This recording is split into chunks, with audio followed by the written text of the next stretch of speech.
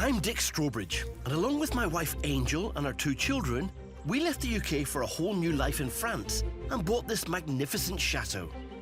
We haven't ever regretted what we've done. It is so worth it. We've gradually been making it into our home, as well as running it as a business. That's a long way up. But it turns out we're not alone, as dozens of Brits are doing exactly the same thing. Sometimes you have to pinch yourself to think, I own that. In this series, Angel and I will reveal more about our journey as chateau owners. Quite a lot of scrap here. It's worth money. Might be able to pay you this time.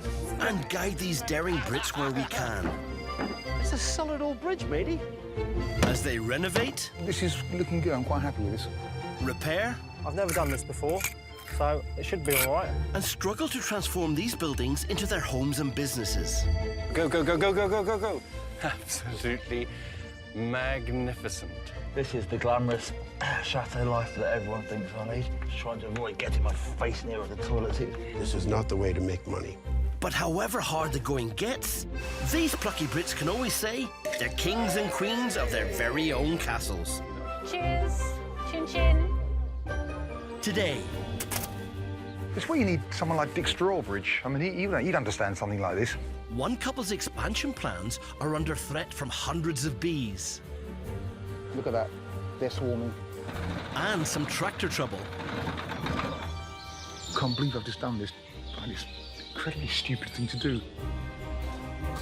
There's design disagreement at this very ambitious renovation project. Can you do it with a glass roof? Absolutely. Yes, we will do that. Definitely. I'm actually being serious. And at our beautiful chateau, my mind's on food. You put cheese in here. You know, all sorts of salamis and meats and things can go in here. Building a food smoker. This is the subtle way of lighting.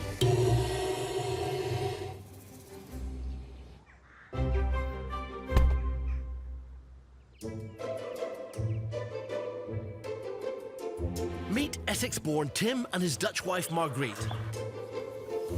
They own and run this imposing-looking building, Chateau de Lee. Built in the mid-19th century, it was once a boys' school. The couple are now into their 4th year, running it as a B&B.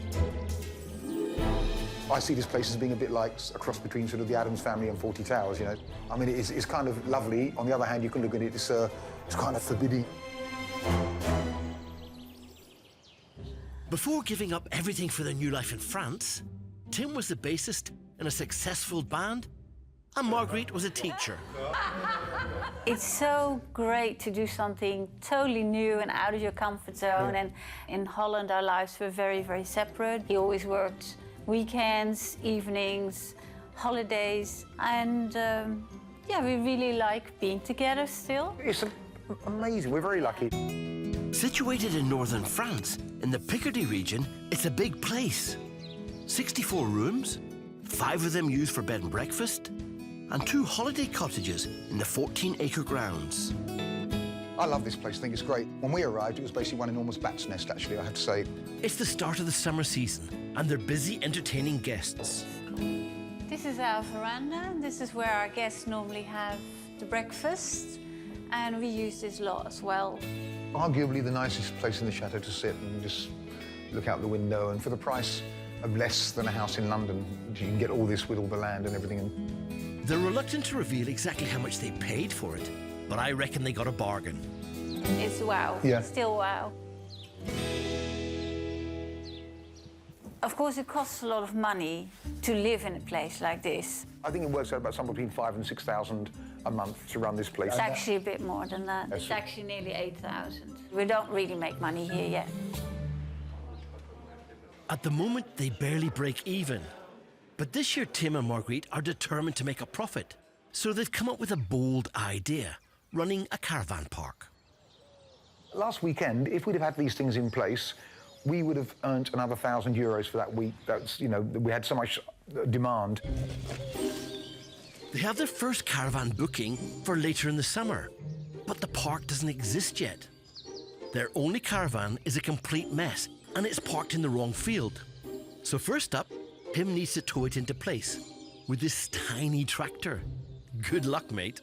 The battery's not working, so So I've had to replace it with another one, except that the size of batteries in this particular area do not correspond with the size of the hole in the engine. I found a battery which fits to within about 25 millimetres, so I'm going to have to saw off the last 25 millimetres. Not a good idea. Do not try this at home.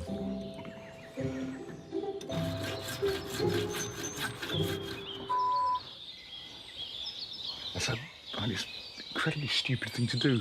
I can't believe I've just done this. Nor can I. It's now dangerous and it's leaking sulfuric acid. This battery needs to be recycled. But Tim got a sealant gun and he's got other ideas.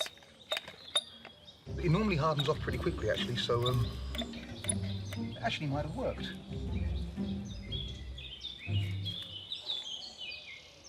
Except that it didn't.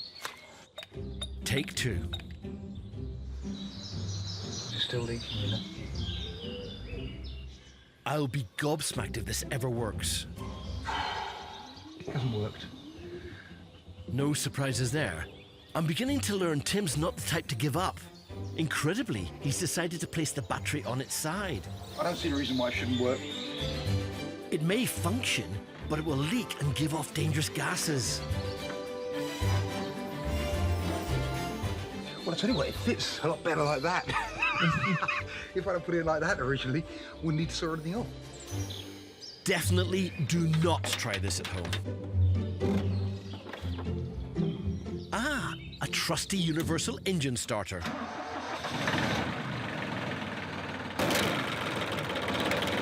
Ah, the sweet sound of stalling. Sounds like you've run out of diesel.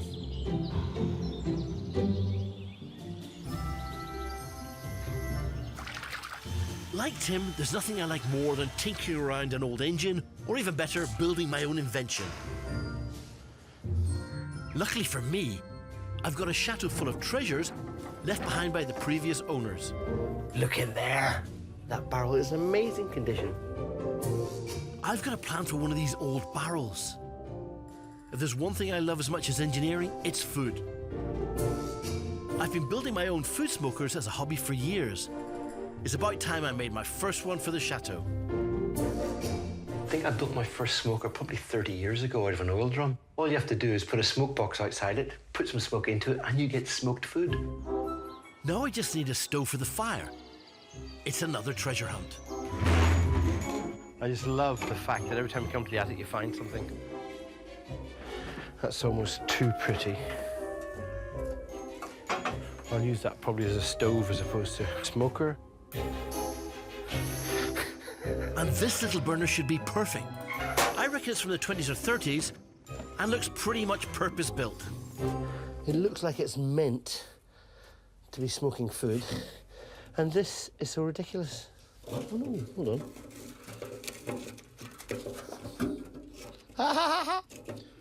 It's better than that. It opens and shuts to regulate the amount of smoke. Thought I was gonna have to build something to do that. Way to go! I've done lots of different types of smokers. This is a cold smoker. I have a lovely oak barrel and I'm going to cut it up. Wooden barrels, oil drums, even a filing cabinet can all be turned into cold smokers.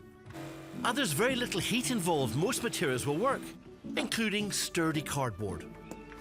Beside that, I've got my little stove and there's a pipe going between the two. In the little stove, the little firebox, the smoke in there is warm. But by the time it's moved down the pipe and in to my barrel, it'll be cool. It's simple. Create an opening at one end of the smoker, fit a suitable pipe, and connect to some kind of a stove holding your fire.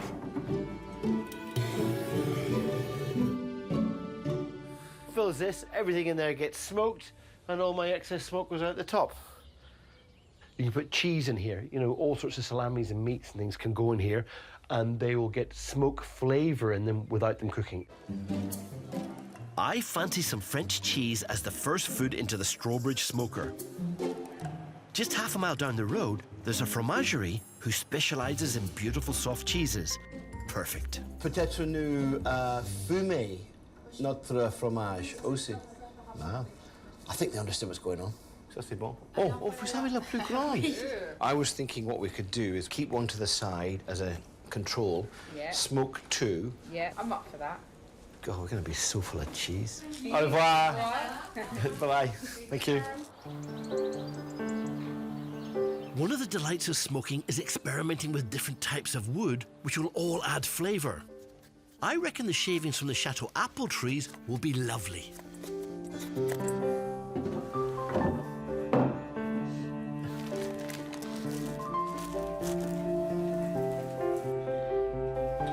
This is the subtle way of lighting. Darling, it will be 6 hours of gentle smoking, followed by 24 hours of waiting, followed by cheese.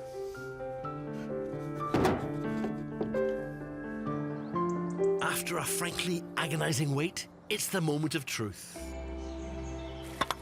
Whoa. Oh, man. Yummy, yummy.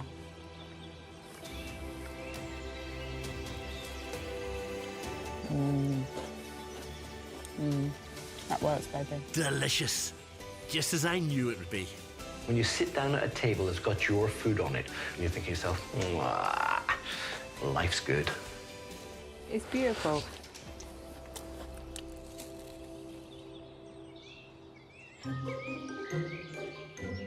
Angel and I have spent almost 3 years doing up our French chateau, and we're nowhere near finished. But that's the commitment you take on with these magnificent buildings. This is Chateau de Humières, a crumbling 18th century castle, home to designer Nicole and her architect boyfriend Stéphane. He's very skilled at doing the construction and pulling the building pack together. My thing isn't that, it's more the aesthetic side of things. I'm into old buildings. I love old buildings. I love the old stone. I love this region. You're lucky. Hectic, but lucky. Every day gives us some new challenges that are going dramatically wrong sometimes. But it's an adventure. That's what's fun. Nicole from London has been helping Belgian Stéphane restore this 12-acre pile since they met 3 years ago. I think the castle has about, how many rooms would it have? No idea. I don't think I've ever counted. No. Situated in the Pas-de-Calais region of northern France, Stéphane originally bought this place with his parents, but since they passed away, he and Nicole have been turning it into their home. But they desperately need to bring in some cash, so they've hit on a plan to renovate the chateau's crumbling main hall and open it as a tea room. We're just doing a preliminary kind of clean. It's got years of grime on the walls and in the corners by the window. In a sense, it needs to stop draining money. Yeah. It needs to be not generating money, but at least to be self-financing. We plan to have the tea room open towards sometime in August. Now we're mid-May. It's like no time at all. Just 3 months to gut this wreck, create a new kitchen and turn it into a tea room. I reckon that makes them supremely confident or a little deluded. So let's have a look underneath here and see what's happening there. This morning they're working on what will be the tea room's main entrance. Stéphane wants to get rid of the ugly flagstone paving outside and is keen to see if there are any original features beneath. It's huge. Do you think it's bigger than the other one? It's a gigantic stone. Too big. I think it's concrete. Oh, really? My goodness. That's concrete. All their digging has revealed is plain concrete.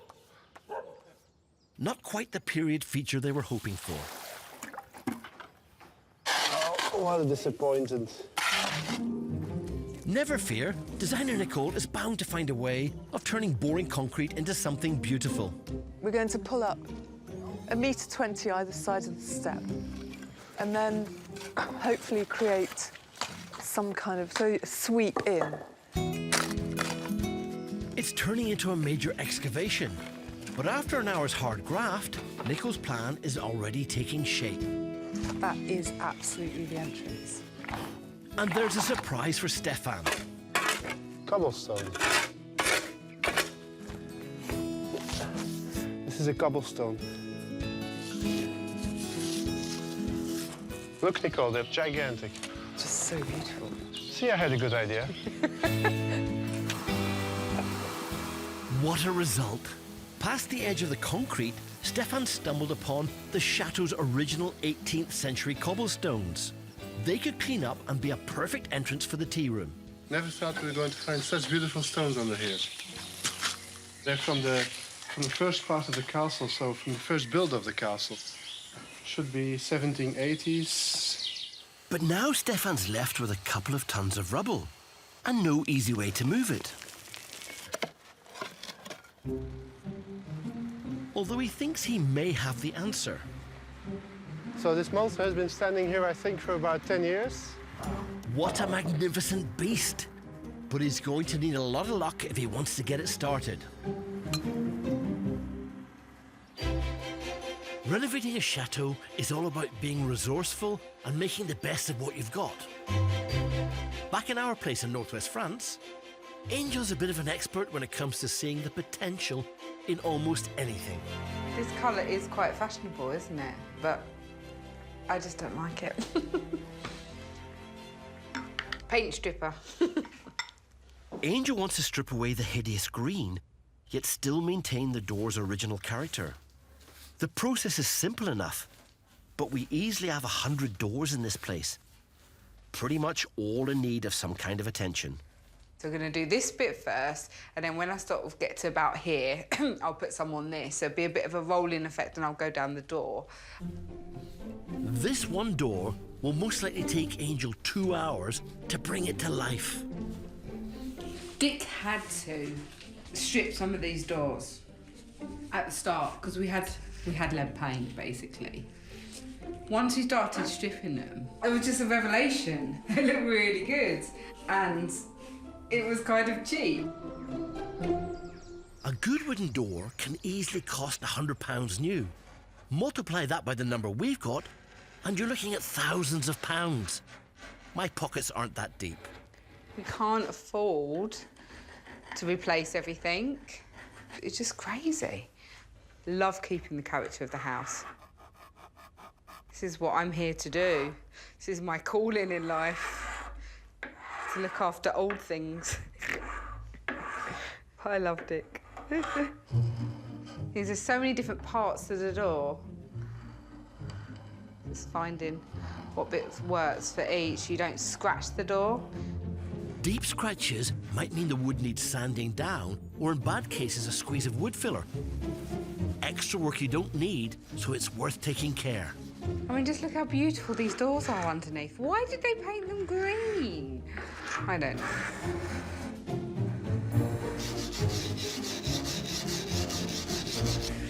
And the problem is I'm always under, like, the time schedule. The kids are coming home soon. That's the problem with jobs in the chateau. Sometimes everyday life takes over. It was weeks later before the door could finally be hung, but it was worth it. I was very, very surprised of how well it turned out. Even more surprised when we put a matte varnish on to seal it.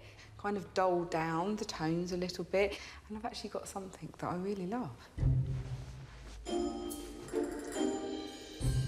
So far, we've spent a relatively modest 3 years renovating our chateau. Check out this place that's a decade in and counting. For 1,000 years, overlooking the hills of Lautrec, has stood Chateau de Bramantour. The medieval fort is the ancestral home of the famous painter Henri de Toulouse-Lautrec. Lovely view. It's now owned by IT specialist Paul and his wife Alison, an HR consultant, who paid £650,000 for the chateau 10 years ago. We had a list of things we were looking for, and top of the list was that there had to be a wow factor associated with it. This definitely had the wow factor.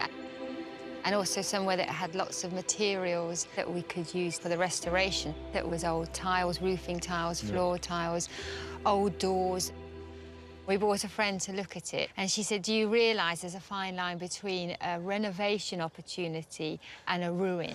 And I think you're really looking at a ruin here. They've worked for over a decade to breathe new life into this French relic and turn it into a B&B.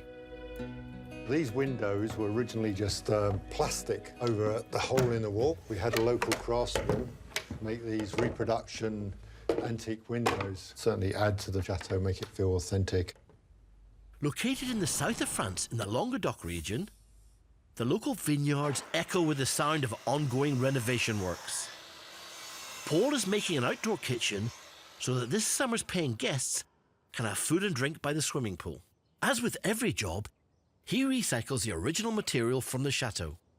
So this is some old oak. In a number of the rooms, we took up the floorboards, but if you cut off the crumbly bits and the bits that have been eaten, it's really solid. Oak has a heart, and that becomes as hard as steel over time. So by trimming them up and reusing them, we can make a very rustic-looking kitchen, and we've kind of restored part of the heritage of the house.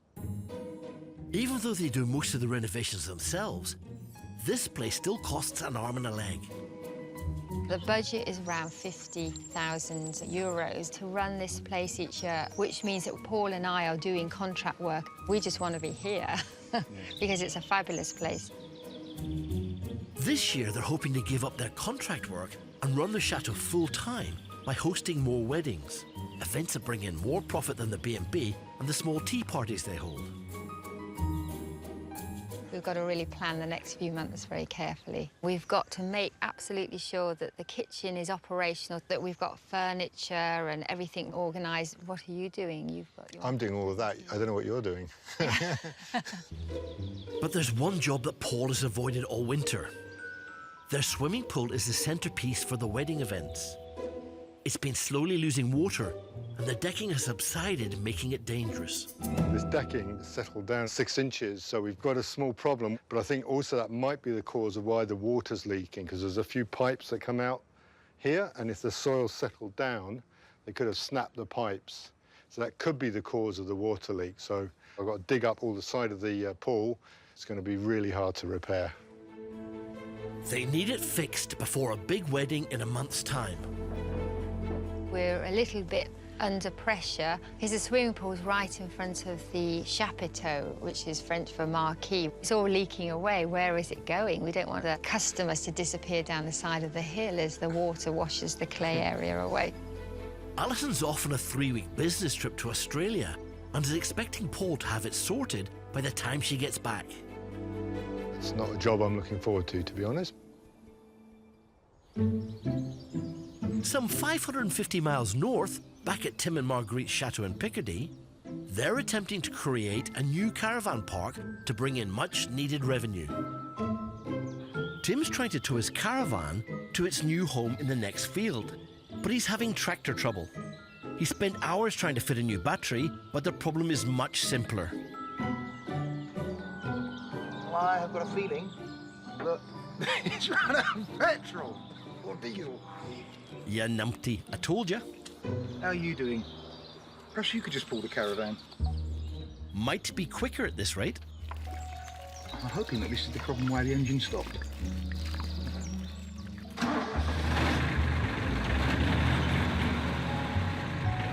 Success. But very wisely, Tim's not keen on driving the tractor with acid pouring out of his battery.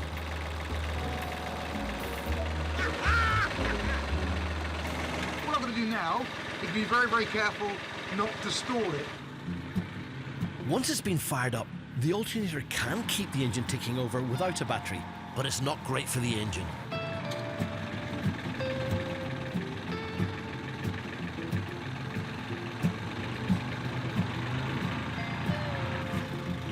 All Tim's got to do now is hook up the caravan and tow it away. Good luck with that.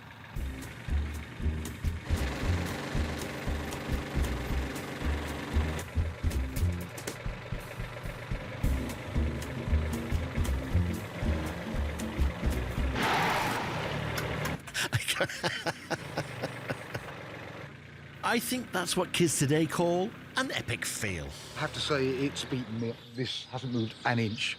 That's it. So, yeah, size matters. It sure does. Lucky for Tim, his neighbour's willing to lend a hand with this beauty. He's manoeuvred it into position, and I have to say, it's a brilliant bit of driving. The caravan may now be in the right place, but it still needs a complete makeover.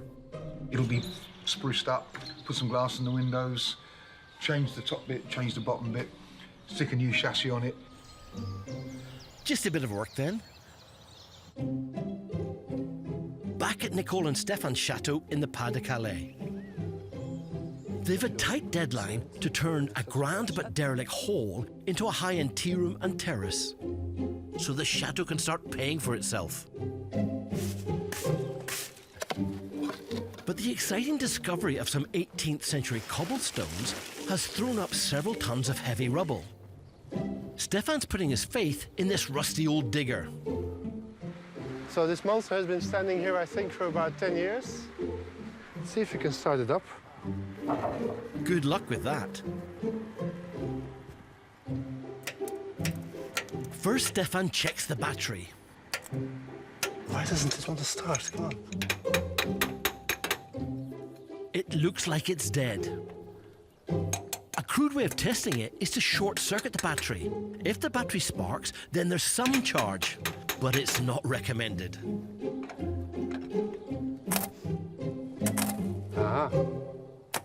Bingo! This antiquated French digger might actually start.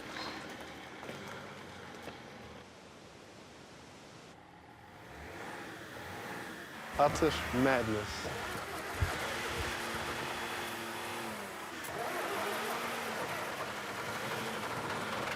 Unbelievably, the engine seems to be ticking over fine. Now there's just a small matter of learning how to drive it.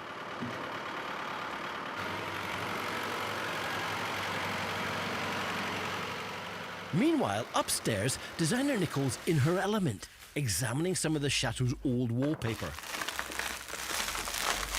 Wow, that is so satisfying. There's like 5 or 6 layers of wallpaper here. She's looking for inspiration for the tea room decor. Isn't that amazing? What amazing colours. I mean, it's so bright. Wow. Can't get over how stunning it is. This could be the chateau's original wallpaper, dating back to 1780. You know, it might be nice. Use it downstairs in the tea room. Back down in the gardens, it's crunch time for Stefan. He's managed to get this old beast to the chateau, but can he make it lift? What could happen now is that the hydraulic cables snap because of the weight.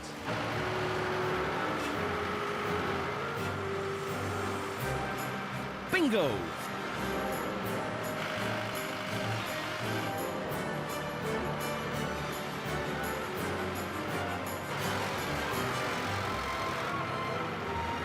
So, thanks to this amazing find, the rubble is soon swiftly moved.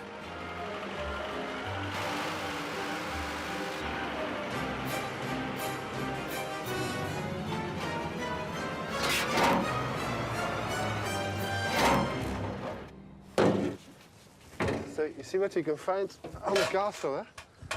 Wow. Inside, Nicole's keen to share her wallpaper discovery and sell Stefan on her plan to bring it back to life in the tea room. Oh my goodness. It's busy, yeah? It's very busy. What we'll do is copy that Yeah. and have it made into a new wallpaper. Okay. We've just revealed those orange cobblestones. Yeah, yeah, and it's You really walk very in, nice together. it'd be Yeah. brilliant. Yeah. Yeah, I see what you mean. Very special. It's yeah. really nice, don't you think? It's fantastic. It's a great discovery. Back down in Languedoc in the south of France, Paul and Alison are desperate to give up their contract work and make a full-time living from their chateau by hosting more weddings. Before they can open their doors this summer, Paul needs to fix the leaking swimming pool and subsiding terrace pronto. With his wife in Australia, he's busy planning the repairs in his workshop. This is the workshop, and it used to be the water tank for the chateau. And when the water mains were laid, we thought, wouldn't it be a great idea to turn this into a workshop? Perfect for all the renovations and work around the chateau, like fixing the swimming pool. In previous summers, they've turned the pool area into a wedding venue with a marquee overlooking the valley. But in his man cave, Paul has another project he'd rather get on with. We found this when we bought the chateau. It was hidden away in the basement, and it's a Solex, a very traditional French bicycle that they stuck a petrol engine on the top of. So this petrol engine's got a little rubber wheel, and it turns the front wheel, and you start the engine, and you push it forward, it connects to the front wheel. You zoom along, you can get a good 20 kilometres an hour out of it. So it'd be great if I can get that going. Yeah, perfect for popping into town and getting a baguette in the morning. Not sure Alison will be happy to come home and find you spent your time fiddling with that bike.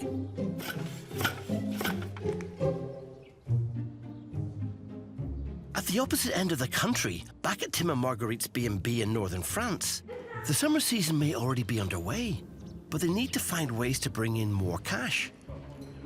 The plan? A caravan park. But they have another idea too, starting a co-ownership scheme on their holiday sheets.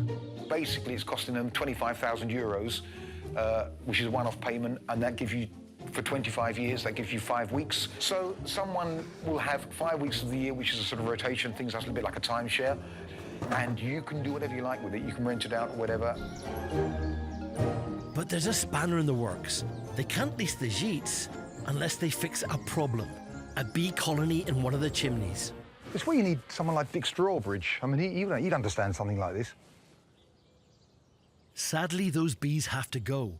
Otherwise, no one will want to stay there. They're in a chimney. It's in a family gîte, so there'll be people going in and out of it, and so I have to deal with this. It breaks my heart, but unfortunately, there's no way of getting rid of them without actually having to kill them. So on with the beekeeping outfit. I don't actually have a beekeeping outfit, so I'm going to improvise and make one. In this case, using a tree surgeon's helmet, bin bags, and plenty of gaffer tape. So what we're doing here is we're sealing up this bit here to stop the bees getting in. Make it as big as possible. So that gives me a bit of protection.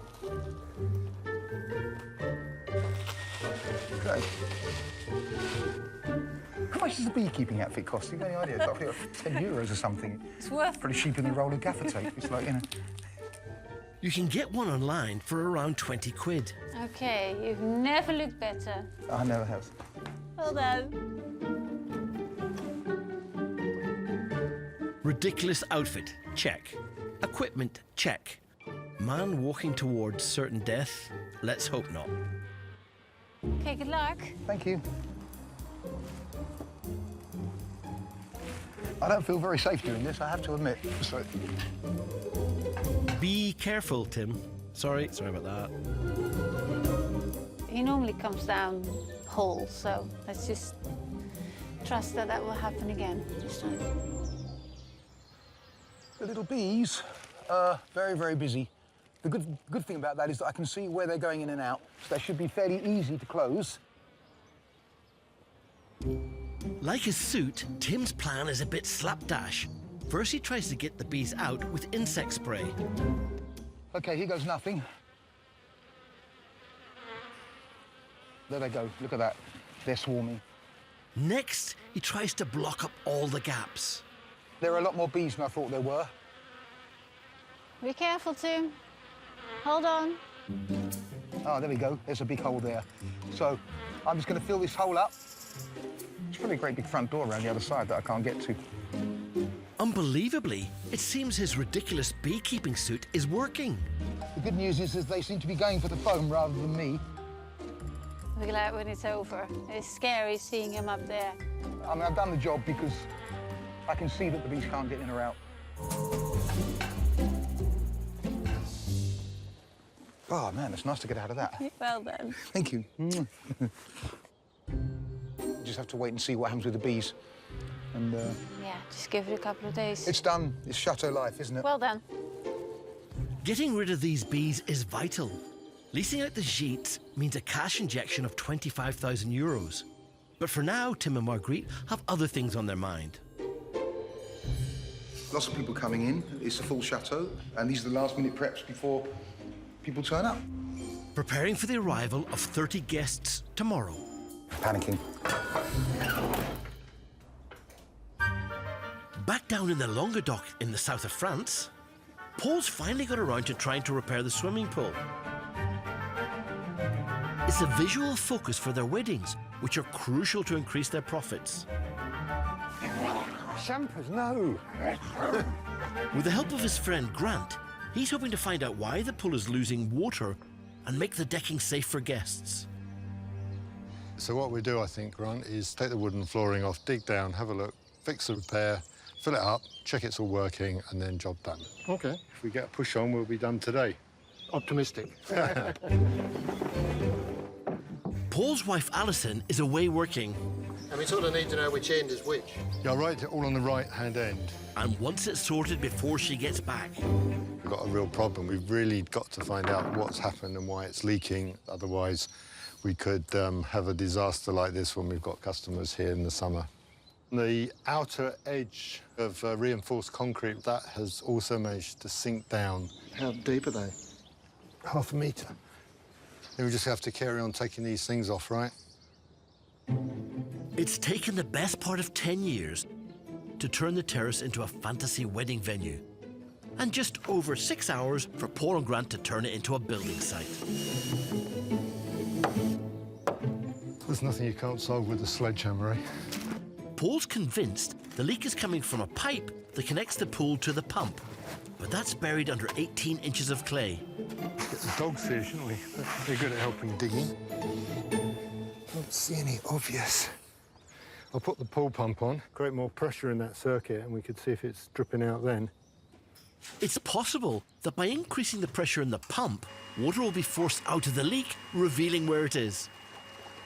Well, what do you think? Is it leaking? Not yet.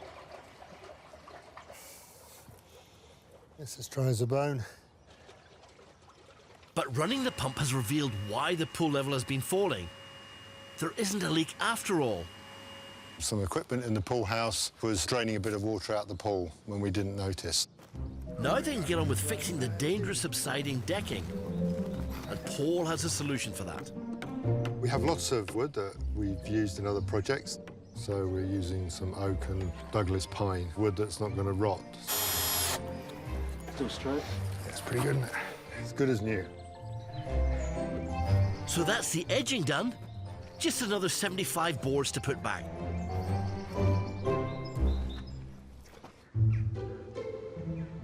Back north in the Pas de Calais, at Nicole and Stefan's dream chateau, they're turning their attention to their crumbling tower. The only surviving, just about, feature of the 18th century fortifications. They aren't yet sure what they're going to do with it, but it urgently needs to be made safe. See, that's actually the entire roof that collapsed on this floor.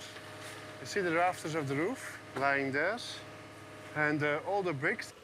All that fallen debris, plus years of weeds, need to be cleared off the internal beams so Stefan can make the tower more stable.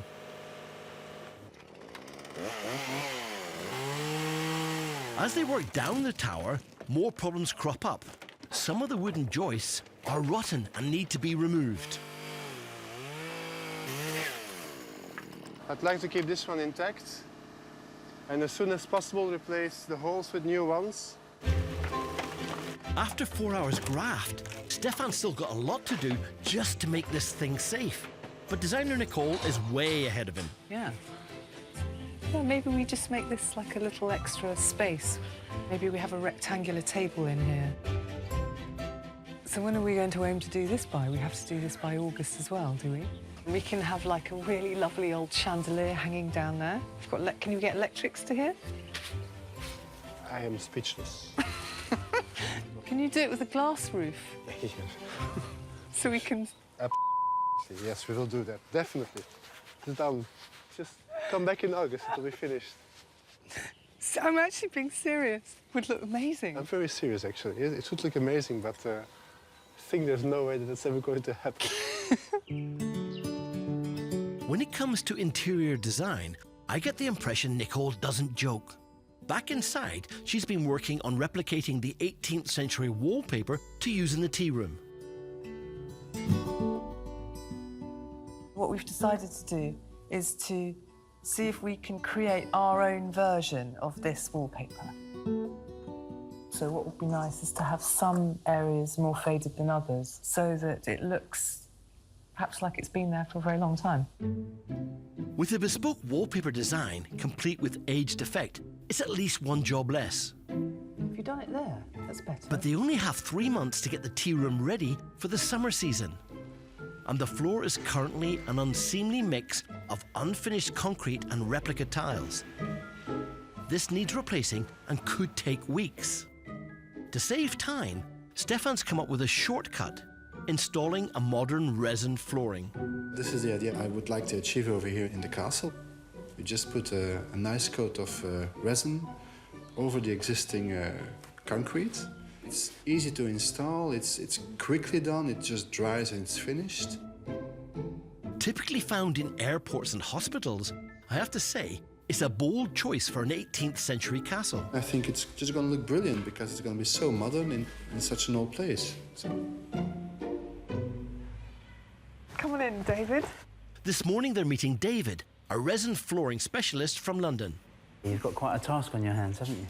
We talked about having a resin floor. So it's been designed to replace vinyl, if you like. So it's like a liquid vinyl. It has flexibility to it. The aim is to create a seamless floor throughout the tea room. They just need to decide on the colour. That colour works really nicely. It looks like it's perfect. I think it looks fab.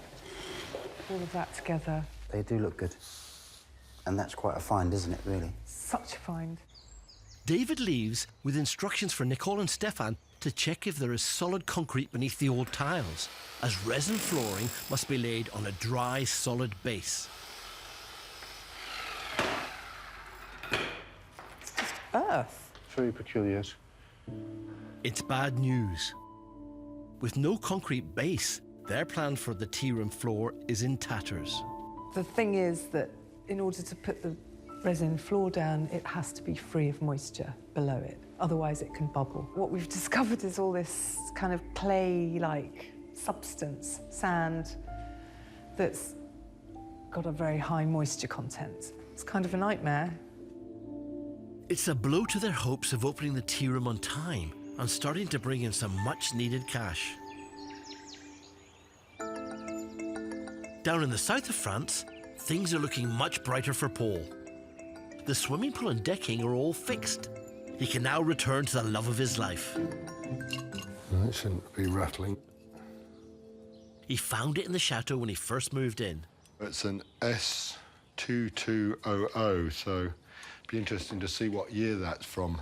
Crikey, it's from 1961, so it'd be great if I can get that going. My guess is the warranty has expired, but Paul's eager to try and get it running again and toured the French countryside at a heady 20 kilometres per hour. Normally it's either there's no spark or there's no petrol. He's a novice at swimming pool maintenance, but he's got years of experience with engines. My next door neighbour, his dad ran a garage. I used to play around and tinker with motorbikes and cars.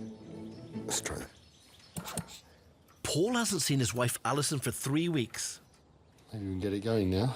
She's been working in Australia, earning money to help cover the chateau's running costs. And today she's come home. Paul! Paul! Paul! Where is he? It looks to me like he's off to get some baguettes.